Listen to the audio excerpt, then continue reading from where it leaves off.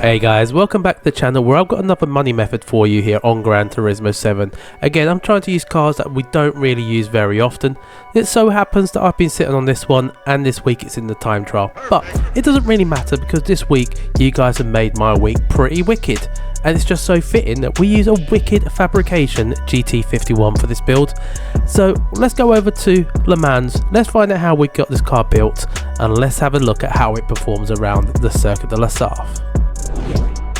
So the first thing you need to do is you're going to need to buy the car. So you need to head over to Brand Central. Once we're there, we're going to go over to America. And once we're in America, we're going to go down to Right One Step, like a little song that we all know. And then you have it, Wicked Fabrication. There's only the one car in the showroom, the Wicked Fabrication GT51, and it's only going to cost you 300k. So not a bad little earner, is it? Once you've done that, we're then going to need to go over into GT Auto. And we're going to go into car customization. Now what you do, to make it a little easy for you, go into load styles, and then what you're going to do is you're going to search for the keyword chunky. Once you've found that, you're going to click search again and you're going to have this little build right there. It's got delivery already on there, my little logo, and it's got all the parts you need. It's got the wheels and the spoiler as well. Now once you've done that, obviously we go over to the tuning shop, and this is where you're going to buy all these little items. The sports silencer, you're going to need to get the weight reduction stage 1 and the comfort softs. The sports silencer I believe do come with the car, so then into Club Sports you need to get the high lift camshaft, the high compressing pistons, the sports suspension, the sports brake kit, the weight reduction stage 2, the power restrictor and the ballast. From the semi-racing, we're going to need to get the racing crankshaft, the fully customizable computer, the semi-racing silencer, the fully customizable LSD, weight reduction stage 3, and we're going to increase the body rigidity. From racing, we're going to get the engine balance tuning, polished ports, racing air filter, racing silencer, the racing exhaust manifold, racing brake pads and the discs. You're going to get the fully customized suspension, racing clutch and flywheel, fully customizable racing transmission, and the only times you really need is the racing soft, but I always go ahead and buy them all anyway, and the intermediates just in case. I didn't use them in this one, but just in case, you never know. Once we've done that, we need to go over to the garage and we're going to tune the car. But before we do that, I just want to take this moment to say a big thank you to everyone who has actually subscribed to the channel. We've hit the 1000 subscriber mark, and if you do want to help keeping us growing, why not hit the subscribe button as well? But more importantly, thank you to each and every one of you. I hope you enjoyed the videos, and let's carry on. So take little screenshots. There's not a lot to do on here. The main thing is the downforce at the rear to 137, and everything else is about standard. Once you bought those parts, they'll go on automatically. Check the gear tuning. This is slightly different, I believe, so go and do that, press pause, and then once you've done that, we're going to kick out and go into the actual race itself. And to get to the race, you need to make sure menu book 39 I believe is unlocked. Pop up over to World Circus, into Europe, and then you're going to go up into the 24 Hours Du Mans Racing Circuit, and which is the Circuit de la Sarthe. And then once you're there, Touring Car 700, and then you're ready to go. Now once you're out on track, the very first thing that I did, as you can see here, is I changed the fuel mix straight to 3, and that's only because I want to get as many laps as I can before I need to refuel. Just with the rain, it is going to come, so you just want to be prepared for any eventuality. If you stop early, you then don't need to refuel as much, but if you think the race is going to come a little later, you just got that extra lap that you might need to be able to get the intermediates and stay on the right tyre a bit longer.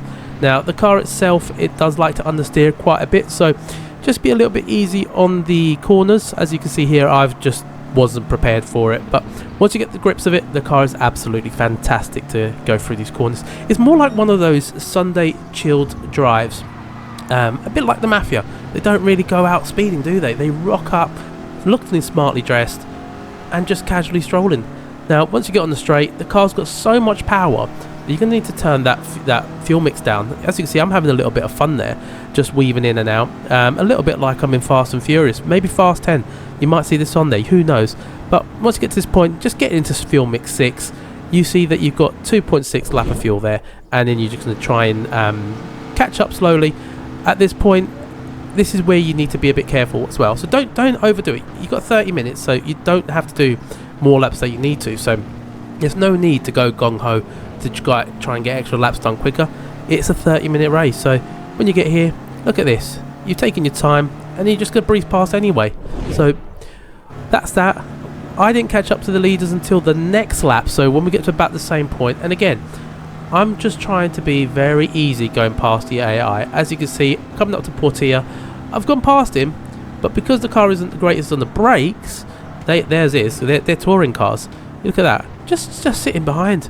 Once you've sat in behind, take this corner nice and easy, and look, you're going to get the power down in fuel mix 6, and you're even going to give them a little bump draft. So that's how easy this car is. And once you're through at this point, it is plain sailing until the rain came. Now at this point, I had to decide. I've got 1.1 laps of fuel to go, and the pit lane is right there. But I didn't feel like it was raining enough because I still had plenty of tyres left in the car. So I thought I'm going to massively fuel save here and do an extra lap. Now it's obviously dependent on what you get in your one, but lap 4 the rain was coming, and I'm looking at the radar. It's not a lot of rain there.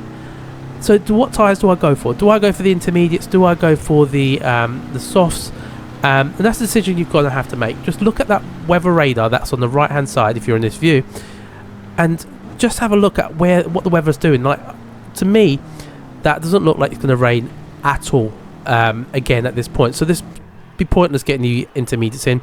So once you're in, make sure you choose the right tyres. I've gone for the racing softs, so 2 stints in the softs, no need for the wet tyres, refuel to the max, and then we're out again. So at this point we've got about 12 minutes, so roughly about 3 laps that I need to do. So it's just a matter of timing that, how fast you want to go, how slow you want to go. At this point I've gone into fuel mix 4.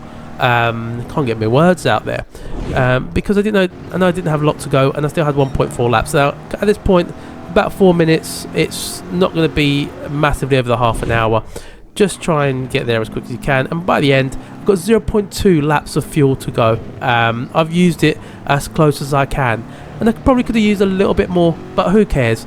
We're over the line in about 13 or so seconds over the 30 minutes, and there you go, 30 minutes 13 seconds 0.4. Not massive amounts, you can easily make that up. I'm not the quickest, as you all know. We're not going to go too much in that, but you get your credits. That's what we came for. Different car, different credits, clean race bonus, and on top of that we got a 4-star ticket. Who knows, they might have fixed it. But there you go guys, another build on Gran Turismo 7 at Circuit de la Sarthe, and using another car that you probably didn't expect. I'm going to call this the Mafia build.